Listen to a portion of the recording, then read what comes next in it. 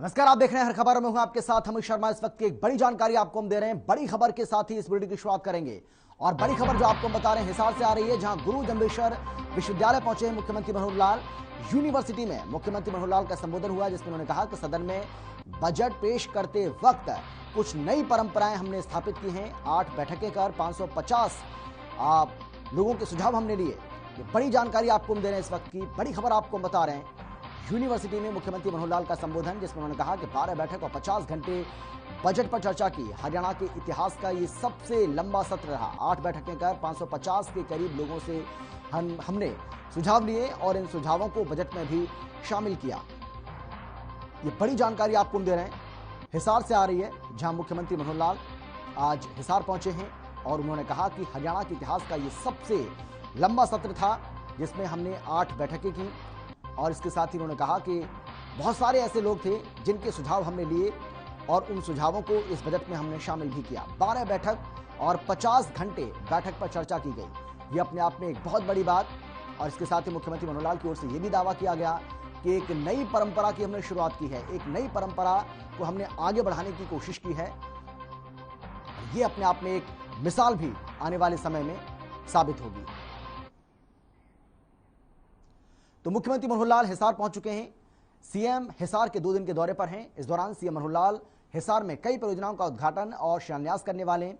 आपको बता दें कि मुख्यमंत्री 26 मार्च को चौधरी चरण सिंह हरियाणा कृषि विश्वविद्यालय परिसर में डॉक्टर मंगल सेन कृषि विज्ञान संग्रहालय, मदन लाल ढींगड़ा बहुउद्देश्य हॉल और कॉम्बैट हॉल का उद्घाटन करेंगे।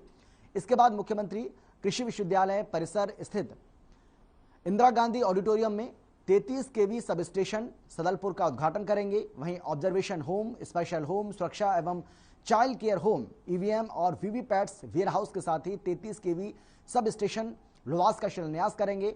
वहीं सूचना जनसंपर्क एवं भाषा विभाग हरियाणा की ओर से गांव रोहनाथ पर आधारित नाटक मंचन कार्यक्रम में मुख्यमंत्री बतौर मुख्य अतिथि शिरकत करेंगे।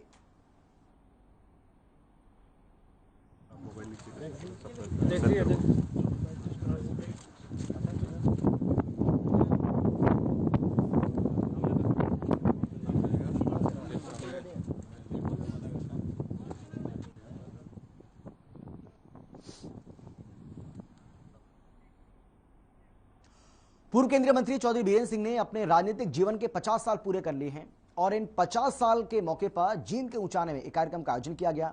इस कार्यक्रम में काफी कुर्सियां खाली नजर आईं। वहीं 6000 के लगभग कुर्सियां लगाई गई थी, लेकिन हाजिरी सिर्फ 2500 तक रही। इस मौके पर आम आदमी पार्टी हरियाणा के प्रभारी सांसद सुशील गुप्ता, पूर्व मंत्री रामविलास शर्मा, विधायक अभय चौटाला मुख्य तौर पर उपस्थित रहे।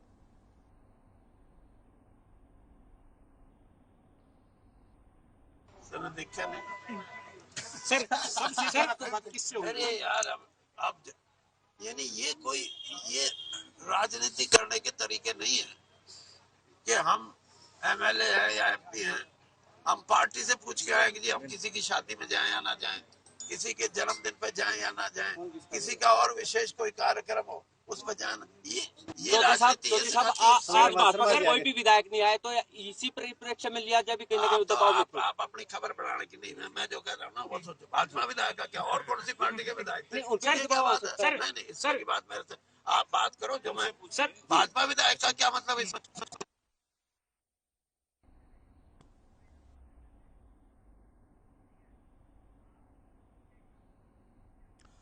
फरीदाबाद के तिगांव में 27 मार्च को हरियाणा प्रगति रैली का आयोजन किया जा रहा है, जिसमें मुख्यमंत्री मनोहर लाल भी शिरकत करने वाले हैं। इसकी जानकारी देते हुए विधायक राजेश नागर ने बताया है कि उन्हें उम्मीद है कि सीएम क्षेत्र के विकास के लिए करोड़ों रुपए की सौगात देंगे। इस रैली को लेकर आयोजकों के साथ साथ स्थानीय लोगों में भी भारी उत्साह बना हुआ है। ऐतिहासिक विकास हो रहे, ऐतिहासिक होंगे और हो रहे।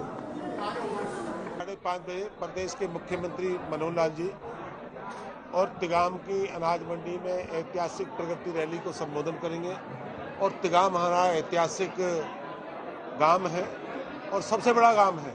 और राजेश नागर हमारे विधायक है तिगाम से, ये संयोजक है। हम सारे विधायक साथी, भाई नैनपाल जी भी हैं, भाई नरेंद्र छोटी बहन सीमा तिरका, हम सभी केंद्रीय मंत्री कृष्णपाल गुर्जर जी, गोपाल शर्मा जिला अध्यक्ष, आरएन सिंह जी, भाई मूलचंद, हम सब मिलकर संगठन के तमाम साथी मिलकर उस रैली को सफल बनाएंगे। विधानसभा क्षेत्र 2009 में बना था और इसका दुर्भाग्य रहा है कि यहाँ से हर बार विपक्ष का विधायक बनकर आया। 2009 में कांग्रेस की सरकार आई, हमारे चौधरी कृष्णपाल गुर्जर जी यहाँ से विधायक बने। 2014 में भारतीय जनता पार्टी की सरकार आई, कांग्रेस का यहाँ से विधायक बना। अब की बार 2019 में ये डबल इंजन की सरकार बनकर आई। माननीय मुख्यमंत्री मनोहर लाल जी 27 तारीख को 5 बजे तिलगांव की अनाज मंडी में आ रहे हैं और जो एक जिले की रैली को संबोधित करेंगे और सभी क्षेत्र के जो विधायक हैं उन्होंने अपनी अपनी डिमांड भेज दी हैं और मैंने भी सबसे जो बड़ी मांग है मेरी, क्योंकि पटना एक इंडस्ट्रियल एरिया है, बहुत ज़्यादा वर्कर्स का आना जाना होता है, इंडस्ट्रीज वहाँ पर हमारे रहते हैं, तो मेट्रो को जो है ना इसका विस्तार किया जाए और मेट्रो को पटना तक कम से कम जो है ना इसका विस्तार करके मेट्रो को पटना तक ले जाए। कैथल से बीजेपी विधायक लीलाराम गुर्जर की एक फोटो खूब वायरल हो रही है। आपको बता दें कि होली के समय लिया गया यह फोटो लोगों में हंसी का पात्र बन रहा है। इस मौके पर विधायक अपनी पूरी मंडली को साथ एंजॉय करते नजर आ रहे हैं। इस बारे में जब विधायक लीलाराम से बातचीत की गई तो उन्होंने कहा कि यह फोटो होली के समय की है। हरियाणा सरकार में रहे पूर्व चेयरमैन अरुण सर्राफ के साथ ही बीजेपी के अन्य वरिष्ठ नेता और कार्यकर्ता, शहर के व्यापारी वर्ग के भी लोग इसमें शामिल थे।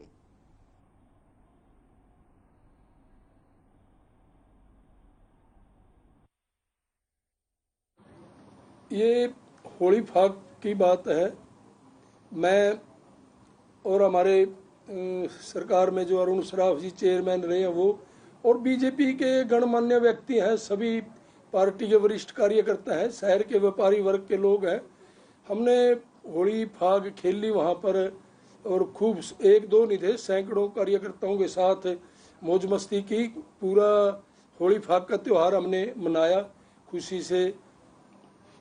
तो सर आपके साथ कई कार्यकर्ता हैं, जिस बीच आप वहाँ पर जो ड्रिंक है उसकी बोतलें भी हैं और कहीं जो आपत्तिजनक सामग्री उसके बारे में सर? नहीं, आपत्तिजनक तो क्या होती है, फाग वाले दिन तो कई काफी कार्यकर्ता थे जिन्होंने ड्रिंक भी ली है। हमने मिठाई खाई, लड्डू खाए और फ्रूट खाया, गुलाल खेले और स्विमिंग पूल में नहाए। पूरी तरीके से हमने होली फाग का त्योहार मनाया, इसमें क्या बुराई थी। 22 तारीख से लगातार डीजल और पेट्रोल के भाव में बढ़ोतरी देखने को मिल रही है। हर रोज 80 पैसे की बढ़ोतरी के साथ ही डीजल और पेट्रोल के भाव बढ़ते जा रहे हैं। डीजल और पेट्रोल की बढ़ती कीमतों का सीधा प्रभाव आम आदमी की जेब पर पड़ रहा है। लगातार बढ़ती महंगाई को लेकर हिसार से हमारे संवाददाता अनूप कुंडी ने लोगों से बातचीत की है। क्या कुछ कहा, जरा सुनिए आप। बहुत भारी फर्क पड़ रहा सर, और आए दिन बढ़ते जा रहे हैं और बहुत मार पड़ रही है महंगाई की। और जमींदार तो मर चुका मान के चलो, पीछे भी सुंडी ने फसल खराब कर दी थी और अब जो गेहूँ हो सरसों है उसमें भी कोई अच्छा दम नहीं है, हल्की ही है। तो अब जो आपका सीजन चलेगा उसमें डीजल की कितनी खपत? डीजल तो जी 90-95% डीजल ही चलता है जी। डीजल और पेट्रोल के भाव लगातार बढ़ रहे हैं, कितना असर जनता पर पड़ रहा है? जनता पर तो पूरा असर पड़ रहा है। और ये तो एक बार ये अपन वोट लेने खातर जनता को खुश कराया था, अब वोट लिए ले। मैं तो चाहता हूँ हर रोज इलेक्शन होते इसमें, जिससे कुछ न कुछ फर्क पड़े, नहीं तो कोई फर्क नहीं पड़ता इनका। पहले तो मोदी कहता है ये कंपनियों के अंडर में है, लेकिन इलेक्शन आता ही ये मोदी के अंडर में हो जाते हैं। तो ये डीजल और पेट्रोल के दाम बढ़ रहे हैं, इस पर जनता पर बहुत प्रभाव पड़ता है। जैसे कि हम मजदूर लोग हैं, इसका पेट्रोल का भाव बढ़ रहा है तो कैसे अपना काम धंधा चलाएंगे, इससे तो हमारे गांव में मंदा पड़ जाएगा। डीजल के पेट्रोल के दाम 22 तारीख से शुरू होके आज 3 रुपये 17 पैसे बढ़ चुका है, आगे भी और भी बढ़ेगा। तो दिल्ली की कितनी बढ़ोतरी अंकित की जा रही है? लगभग बढ़ोतरी 80 पैसे। डीजल और पेट्रोल के भाव लगातार बढ़ते जा रहे हैं। जब से शुरुआत बढ़ोतरी की हुई तब से 80 और 81 पैसे के लगभग हर रोज डीजल और पेट्रोल में बढ़ोतरी होती जा रही है। और पिछले 4-5 दिन की अगर हम बात करें तो 3 रुपये 20 पैसे के आसपास डीजल और पेट्रोल में बढ़ोतरी हो चुकी है, जो बहुत बड़ी बढ़ोतरी एकदम से मानी जा रही है। हम देख रहे हैं कि यहाँ पर पेट्रोल पंप पर पेट्रोल और डीजल डलवाने वालों की लाइन लगी है, लेकिन कहीं न कहीं हर कोई त्राही कर रहा है। डीजल और पेट्रोल के बढ़ते भाव का सीधा सीधा असर आम जनता की जेब पर पड़ रहा है और आम जनता सरकार से गुहार लगा रही है कि कैसे भी करके डीजल और पेट्रोल के जो बढ़ते रेट हैं उनको कम किया जाए, क्योंकि दीपावली के समय में जो आंकड़ा 100 को पार कर चुका था उसमें सरकार ने 12 रुपए की राहत दी थी, लेकिन जैसे ही चुनाव संपन्न हुए 5 राज्यों के, उसके बाद फिर डीजल और पेट्रोल में बढ़ोतरी शुरू हो गई और वो बढ़ोतरी अब धीरे धीरे फिर से 100 का आंकड़ा पार करने की ओर है। अब देखने वाली बात यह है कि जनता की पुकार का सरकार पर कितना असर होता है और क्या ये डीजल और पेट्रोल के रेट जिस प्रकार से बढ़ रहे हैं उन पर किसी प्रकार का नियंत्रण किया जाएगा और जो महंगाई लगातार बढ़ रही है उस पर रोक लगाई जा सकेगी। अपने सहयोगी के साथ अनूप कुंडू, हर खबर हरियाणा। चरखी दादरी के गांव कासनी में आंगनबाड़ी वर्कर्स में हुए राशन में बड़ा घोटाला मिला है, जिसका सीएम फ्लैग ने छापा मारकर पर्दाफाश किया है। दरअसल कासनी गांव के आंगनबाड़ी केंद्र में सरकार ने राशन भेजा था, जिसमें गेहूं और चावल की बोरियों में वजन कम मिला, जिस पर कार्रवाई करते हुए सीएम फ्लैग ने मामले में कार्रवाई की। वहीं गांव के सरपंच इंद्रवेश ने बताया है कि आंगनबाड़ी केंद्र में आने वाले राशन में बहुत धोखाधड़ी की जा रही है, जिसका सीएम फ्लैग ने छापा मारकर पर्दाफाश किया है। हर महीने हैफेड और ठेकेदार की मिलीभगत से राशन में गड़बड़ की जाती है।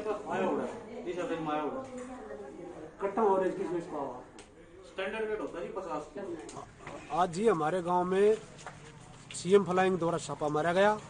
आंगनबाड़ी के अंदर जो सामान आता है गेहूं और चावल, उसमें भारी घपलाबाजी है। 4-4 किलो 5-5 किलो तक चावल कम है और गेहूं भी कम है। गांव में हर उस कट्टे को तोला गया, हर कट्टे में 3 किलो से ऊपर चावल कम मिला और ऊपर गेहूं भी हर कट्टे में कम मिला। गांव में पहले भी कई बार शिकायत आई थी, हमने कही भी थी आंगनबाड़ी के, लेकिन आंगनबाड़ी वाले के पास ना कोई कांटा है तोलने के लिए, वैसे ही नग देकर चले जाते हैं। ताकि नग 50 किलो का, जब नगों को तोला गया तो 45 किलो 40 किलो नग में वजन मिला गया। ऐसा भ्रष्टाचार देश में कहीं गरीजा हो रहा है। सरकार ने बहुत सीएम फ्लाइंग का धन्यवाद करते हैं हम, जिसने हमारे गांव में आकर छापा मारा। यह हमारे गांव कासनी के अंदर जो सप्लाई आई है गेहूं की, उसमें जो गाड़ी आई है उसमें हमारा राशन के ये कट्टे आए हैं, उसमें तोला गया। न तो वैसे उतरवा लिया, हमारे ना तो कोई तोलने की मशीन है, न उनके पास कोई ऐसा तोल कर देने का साधन है। समय पर उतार कर जा रहे थे, उस टाइम पर ये फ्लाइंग आ गई। इसने चेक किया, वो राशन तोला तो इसमें किसी में 2 किलो कम है, किसी में 2.5 किलो कम है। आज हमारे पास फोन आया था 1 बजे से, आपके गांव कासनी में गेहूं चावल की सप्लाई आई हुई है और हमने यहाँ पे वजन किया है। वजन करने पर ये वजन कम पाया गया है। कितना क्या कम पाया गया है? 7 क्विंटल गेहूं आना था जी, जिसमें यहाँ पे है 6 क्विंटल 74 किलो गेहूं और 3.5 क्विंटल चावल आना था। ये 3 क्विंटल 29 किलो गेहूं आया। हमारे गोडाउन से गाड़ी भर के गई है और सुबह खाली गाड़ी का और भरी गाड़ी का वजन करा के दिया, और नग और वजन दोनों चीज हमने दिए। कंप्यूटराइज हम काटा होता है। तो अभी यहाँ पे वजन कम मिला है तो किसकी गलती है इसमें? मिला है तो इसमें ट्रांसपोर्टर की गलती है।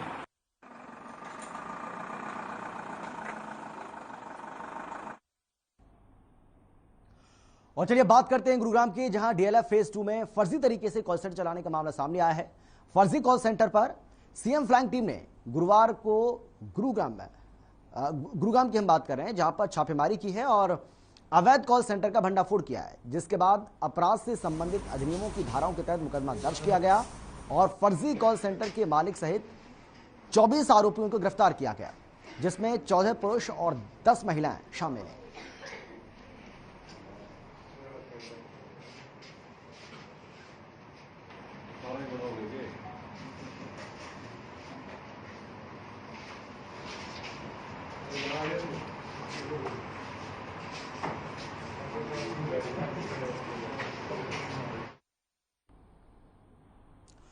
प्रदेश के कई इलाकों में गेहूं की फसल पककर पूरी तरह से तैयार हो गई है, लेकिन अभी अधिकांश अनाज मंडियों में इसके लिए तैयारियां नजर नहीं आ रही हैं और ऐसा ही कुछ हालात यमुनानगर के मंडी में देखने को मिले। वहीं आड़तियों और किसानों का कहना है कि धान की फसल उठने के बाद मंडी में एक बार भी सफाई नहीं हुई। साथ ही कहा कि सफाई के लिए ठेकेदार नियुक्त किए गए, लेकिन इसके बावजूद कभी सफाई होती नजर नहीं आई। तो दूसरी तरफ उपायुक्त पार्थ गुप्ता ने बताया है कि अधिकारियों को सीजन से पहले सभी तैयारियां पूरी करने के लिए आदेश जारी किए गए। उन्होंने कहा कि पोर्टल पर 80% से अधिक रजिस्ट्रेशन हो चुका है। पिछली बार की तरह इस बार भी खरीद पोर्टल के अनुसार ही की जाएगी।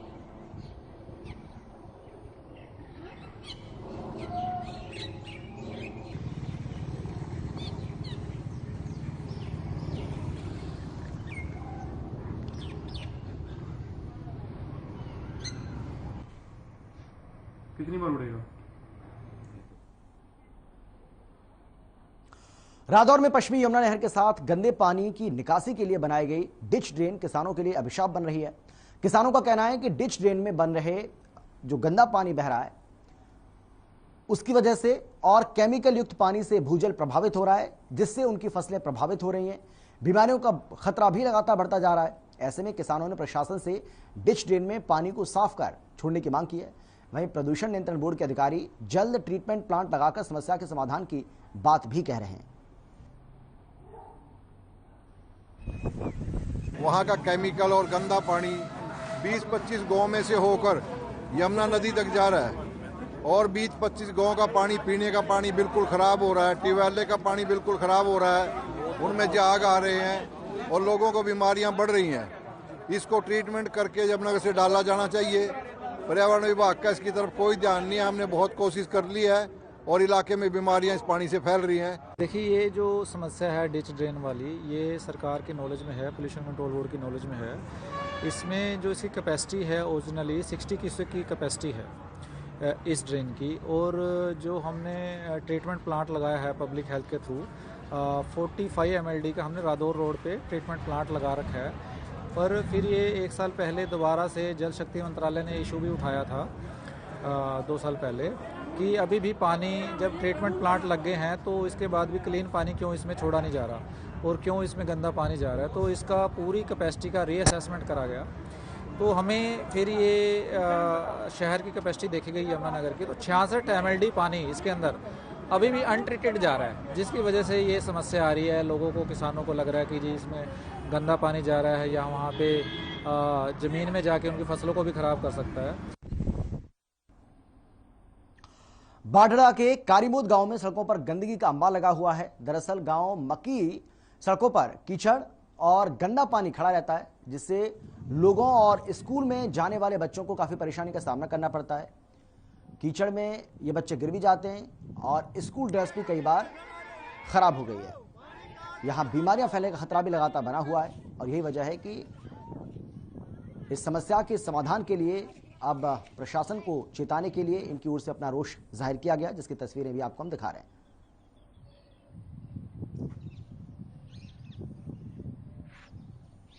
यो पानी भरा है और इसमें लिकड़िया जांदा को नहीं। बाढ़ से ये स्कूल के दुखी हो रहे हैं, हम खेत में जाने दुखी हो रहे हैं। चार रास्ता है, चारों रास्ता बंद हो रहा है पानी में, पूरा का लकड़िया निकला।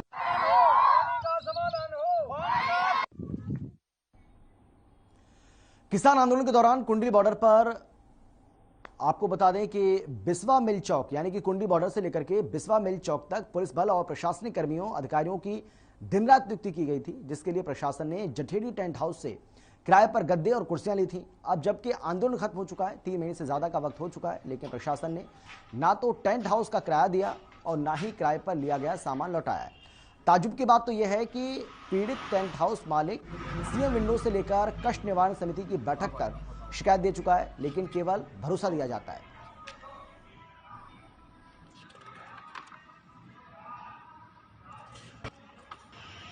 क्या समस्या हुई? समस्या भाई साहब एक किसान आंदोलन चला था। कहाँ पे? ये अपना 20वां मिल के सिंह बॉर्डर तक। हाँ जी। तब भाई प्रशासन का ऑर्डर आया था कि बिस्तर और ये टेंट का सामान भेज दो भाई। हाँ। वो हमने भेज दिया भाई। 13 महीने तक उसने इधर का कराया लिया भाई, और मेरे ख्याल में ये 17-18 महीने तो वो लिए सामान नहीं लिया। सामान भी भाई दूसरे किराए पर ले दे रखे, मारा गया हमें खम्मा का भाई। कितना बिल था उसमें? बिल है भाई 18 लाख और भाई 18,85,000 का बिल है। तो अब कहाँ कहाँ आपने शिकायत लगाई? शिकायत भाई सीएम विंडो में मैंने डाल ली, डीसी ऑफिस में मैं डाल लिया, और भाई माननीय मुंतुर शर्मा जी परिवहन मंत्री ब्रिमेंस मीटिंग में मैं गया था, उन्होंने आश्वासन बढ़िया दिया था, लेकिन भाई काम दीपक टेंट हाउस में काम करता हूँ। हाँ। तो हमारा आंदोलन में जी सामान क्या था, गद्दे वगैरह जी। हाँ। तो 12-13 दिन हो जी। हाँ। नहीं तो गद्दा हो पता जी। हाँ। नहीं 17 आ लिया जी। हाँ।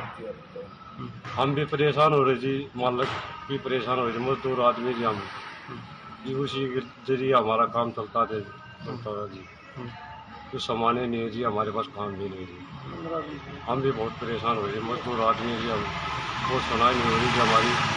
जो सीएम विंडो पर जो हमें शिकायत जो मिली है उसका हम निस्तारण संबंधित विभाग द्वारा जल्दी ही करवा देंगे, ताकि जो नागरिक है उसे किसी समस्या का उसका जो ग्रीवांस है वो रिड्रेस हो पाए। कैथल के गांव कठवाड़ की बेटी मनप्रीत ने तजाकिस्तान में हो रही एशियन कुराश चैंपियनशिप में जीत हासिल की है। बेटी मनप्रीत ने चैंपियनशिप में कांस्य पदक जीता। इस दौरान बेटी का सर छोटूराम इंदौर स्टेडियम में भव्य स्वागत हुआ। साथ ही बेटी के लिए रोड शो का आयोजन भी किया गया। वहीं मनप्रीत ने बात करते हुए कहा है कि मैं अपनी जीत का श्रेय अपने माता पिता और अपने कोच को दे रही हूं। इस मौके पर मनप्रीत के माता पिता ने भी कहा कि उन्हें अपनी बेटी पर गर्व है। बेटियां बेटों से कम नहीं हैं, जो वो चाहती हैं उन्हें करने देना चाहिए।